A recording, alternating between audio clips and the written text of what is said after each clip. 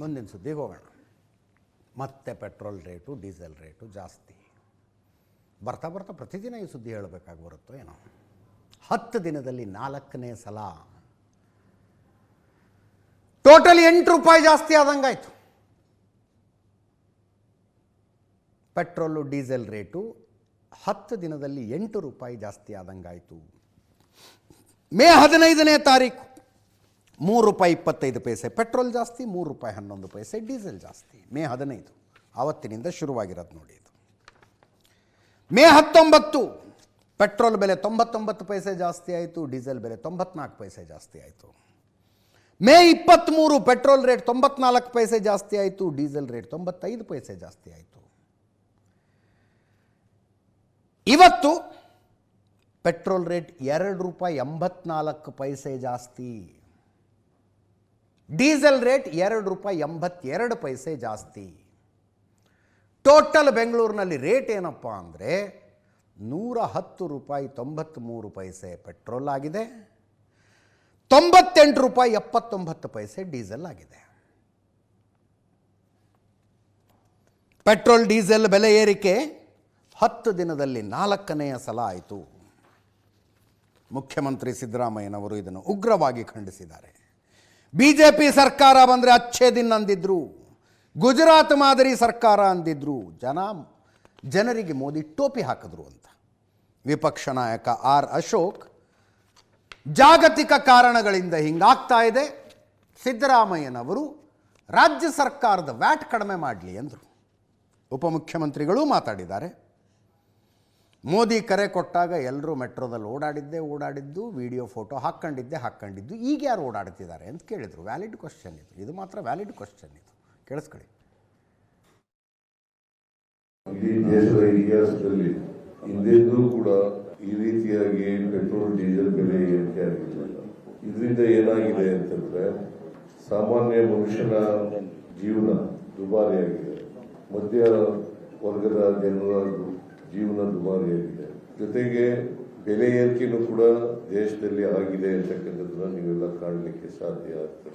BJP ಅಧಿಕಾರಕ್ಕೆ ಬಂದ್ರೆ ಅಚ್ಚೇ ದಿನ ಬರ್ತದೆ ಅಂತ ಹೇಳಿ ಈ ದೇಶದ ಜನರಿಗೆ ಟೋಪಿ ಆಗ್ತಕ್ಕಂಥ ಕೆಲಸವನ್ನು ಮಾಡಿದ್ರು. ಗುಜರಾತ್ ಮಾದರಿ ಸರ್ಕಾರವನ್ನ ತರ್ತೀವಿ, ಕೇಂದ್ರದಲ್ಲಿ ಒಳ್ಳೆ ದಿನ ಬರ್ತದೆ ಅಂತೇಳಿ ಅನೇಕ ಭರವಸೆಗಳನ್ನ ಕೊಟ್ಟರು. ಮುಖ್ಯಮಂತ್ರಿ ಸಿದ್ದರಾಮಯ್ಯ ಅವರು ಪೆಟ್ರೋಲ್ ವಿಚಾರವಾಗಿ ರಾಜಕಾರಣವನ್ನ ಮಾಡ್ತಾ ಇದ್ದಾರೆ. ಇಡೀ ಪ್ರಪಂಚದ ಸುಮಾರು 60ಕ್ಕೂ ಹೆಚ್ಚು ದೇಶಗಳು ಪೆಟ್ರೋಲ್ ಅನ್ನ ದಿನದಲ್ಲಿ 2 ದಿನ 3 ದಿನ ಮಾತ್ರ ಯೂಸ್ ಮಾಡಬೇಕು ಅಂತೇಳಿ ಸುಮಾರು 60ಕ್ಕೂ ಹೆಚ್ಚು ರಾಷ್ಟ್ರಗಳು ಈಗಾಗಲೇ ಆದೇಶವನ್ನ ಹೊರಡಿಸಿದ್ದಾರೆ. ಆದರೆ ಮೋದಿಯವರು ಆ ರೀತಿ ರಿಸ್ಟ್ರಿಕ್ಷನ್ ಅನ್ನ ಯಾವುದೂ ಹಾಕಿಲ್ಲ. ಪೆಟ್ರೋಲ್ ದರ ಎಲ್ಲ ರಾಜ್ಯದಲ್ಲೂ ಒಂದೇ ಇರಬೇಕಲ್ಲ ಇವರಿಗೆ. ಕರ್ನಾಟಕದಲ್ಲಿ 107 ರೂಪಾಯಿ 70 ಪೈಸೆ ಇದೆ. ಕರ್ನಾಟಕದಲ್ಲಿ ದೆಹಲಿ ದೇಶದ ಕ್ಯಾಪಿಟಲ್, ಅದು ಅಲ್ಲಿ 99.50 ಪೈಸೆ ಇದೆ. ಗುಜರಾತಲ್ಲಿ 99 ರೂಪಾಯಿ 10 ಪೈಸೆ ಇದೆ. ಉತ್ತರ ಪ್ರದೇಶದಲ್ಲಿ 99 ರೂಪಾಯಿ 50 ಪೈಸೆ ಇದೆ. ಹರಿಯಾಣದಲ್ಲಿ 99 ರೂಪಾಯಿ 70 ಪೈಸೆ ಇದೆ. ಸಿದ್ದರಾಮಯ್ಯನಿಗೆ ಜ್ಞಾನ ಇದ್ದಿದ್ರೆ, ನಾನು ಅದೇನೋ ಪಂಡಿತ ಅಂತಾರಲ್ಲ, ಆರ್ಥಿಕ ತಜ್ಞ ಅಂತ, ಜ್ಞಾನ ಇದ್ದಿದ್ರೆ ವ್ಯಾಟ್ ಜಾಸ್ತಿ ಮಾಡಿರೋದು ಸಿದ್ದರಾಮಯ್ಯನವರ ಸರ್ಕಾರನೇ. ಈ ವ್ಯಾಟ್ ಅನ್ನ ಕಡಿಮೆ ಮಾಡಿದ್ರೆ ಈಗ ಆಟೋಮೆಟಿಕಲ್ಲಿ ಬೇರೆ ರಾಜ್ಯದಲ್ಲಿ ದೆಹಲಿಯಲ್ಲಿ ಎಷ್ಟಿದೆ ಅಷ್ಟಕ್ಕೆ ಬಂದ್ಬಿಡುತ್ತೆ ನ್ಯಾಚುರಲಿ, ವ್ಯಾಟ್ ಕಡಿಮೆ ಮಾಡಿದ್ರೆ. 30ನೇ ತಾರೀಕು ಈ ಪ್ರತಿಭಟನೆಯನ್ನ ಎಲ್ಲ ಜಿಲ್ಲಾ ಕೇಂದ್ರದಲ್ಲೂ ಕೂಡ ಮಾಡಲಿಕ್ಕೆ ಈಗಾಗಲೇ ನಾವು ತೀರ್ಮಾನವನ್ನು ನಾವು ಮಾಡಿದ್ದೇವೆ. ಜನರ ಗಮನವನ್ನ ಸೆಳೆಯುವಂಥದ್ದು ಈ ಸರ್ಕಾರನ ಜನರೇ ಇವತ್ತು ರೊಚ್ಚಿಗೆದ್ದು ಕಿತ್ತು ಒಗೆಯುವಂತ ಕೆಲಸ ಇದಕ್ಕೆ ಆಗ್ಬೇಕು. ಅವನು ಊಟನೂ ಮಾಡೋಣ ಅಂತ ಹೇಳ್ತೀವಿ. ಪಾಪ ಅವ್ರೇನೋ ಮದುವೆ ಮಾಡ್ಕೊಂಡು ಒಂದು ತಾಳಿ ಕಟ್ಕೊಳಕ್ಕೆ ಏನೋ ಚಿನ್ನ ಇದೆ, ಚಿನ್ನನೂ ತಗೋಬೇಡ ಅಂತ ಹೇಳ್ತೀರಿ. ಅದೇಂಗೆ ನೀವು ಕಂಟ್ರೋಲ್ ಮಾಡಕ್ಕಾಗ್ತದೆ? ಆಯ್ತಪ್ಪ, ಒಂದಿನ ಇದೆಲ್ಲೋ ಮೆಟ್ರೋಲ್ ಎಲ್ಲ ಓದೋದಾಯ್ತು ಲೀಡರ್ಗಳು. ಇವತ್ತು ಹೋಗ್ತಾ ಇದಾರೆ ಯಾರು ಲೀಡರ್ಗಳು? ಯಾರು ಮೆಟ್ರೋಲ್ ಹೋಗ್ತಾ ಇಲ್ಲ, ಯಾವ ಎಂಪಿನೂ ಹೋಗ್ತಾ ಇಲ್ಲ, ಮಂತ್ರಿಗಳು ಹೋಗ್ತಾ ಇಲ್ಲ, ಆಫೀಸರು ಹೋಗ್ತಾ ಇಲ್ಲ. ಸುಮ್ಮನೆ ಬರೀ ಪೇಪರ್ಗೆ ಟಿವಿಗೆ ಒಂದಿನ ಫೋಟೋ ಕೊಟ್ಬಿಟ್ಟು ಪೋಸ್ಟ್ ಕೊಟ್ಬಿಟ್ಟು ಮಾಡಕ್ ಹೋಗ್ತಾರೆ. ಏನು ಜನರನ್ನ ಲೂಟಿ ಮಾಡ್ತಾ ಇದ್ದಾರೆ, ಪಿಕ್ ಪಾಕೆಟ್ ಮಾಡ್ತಾ ಇದ್ದಾರೆ, ದ್ರೋಹ ಮಾಡ್ತಾ ಇದ್ದಾರೆ.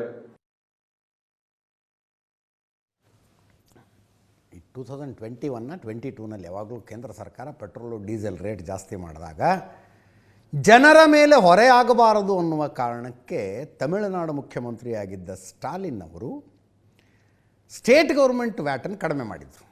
ಆವಾಗ ಸಿದ್ದರಾಮಯ್ಯನವರು ಒಂದು ಟ್ವೀಟ್ ಮಾಡಿದರು, ಸ್ಟಾಲಿನ್ ಹೆಂಗೆ ಸ್ಟೇಟ್ ಗೌರ್ಮೆಂಟ್ ಕಲೆಕ್ಟ್ ಮಾಡಿದ ವ್ಯಾಟನ್ನು ಕಲೆಕ್ಟ್ ಮಾಡ್ತಾ ಇದ್ದ ವ್ಯಾಟ್ ಕಡಿಮೆ ಮಾಡಿದ್ದಾರೆ ನೋಡಿ, ತಮಿಳುನಾಡಿನ ಜನರಿಗೆ ಸಮಸ್ಯೆ ಆಗಬಾರ್ದು ಅಂತ. ಹಾಗೆ ನೀವು ಕಡಿಮೆ ಮಾಡಿ, ಬೊಮ್ಮಾಯಿ ಸರ್ಕಾರ ಇತ್ತವಾಗ, ಬಸವರಾಜ ಬೊಮ್ಮಾಯಿ ಅವರು ಮುಖ್ಯಮಂತ್ರಿ ಆಗಿದ್ದರು, ನೀವು ಕಡಿಮೆ ಮಾಡಿ, ನಾವು ಅಧಿಕಾರದಲ್ಲಿದ್ದಿದ್ರೆ 10 ರೂಪಾಯಿ ಕಡಿಮೆ ಮಾಡ್ತಿದ್ವಿ ಅಂತ ಅವರೊಂದು ಟ್ವೀಟ್ ಮಾಡಿಬಿಟ್ಟಿದ್ರು. ಆವಾಗ ಈ ಬಿ ಜೆ ಪಿಯವರು ಅದರದ್ದೊಂದು ಸ್ಕ್ರೀನ್ಶಾಟ್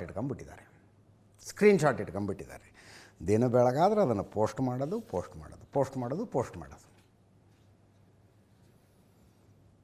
98 ರೂಪಾಯಿ 79 ಪೈಸೆ ಡೀಸೆಲ್ ಆಯಿತು, 110 ರೂಪಾಯಿ 93 ಪೈಸೆ, 7 ರೂಪಾಯಿ 81 ಪೈಸೆ ಏನೋ ಜಾಸ್ತಿ ಆದಂಗೆ ಆಗಿದೆ 10 ದಿವಸದಲ್ಲಿ.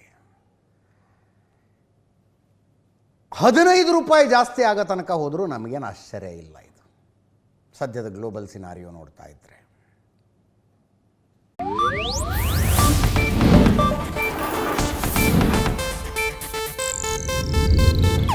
ಇದು ಏಷ್ಯಾನೆಟ್ ನ್ಯೂಸ್ ನೆಟ್ವರ್ಕ್ ಪ್ರಸ್ತುತಿ.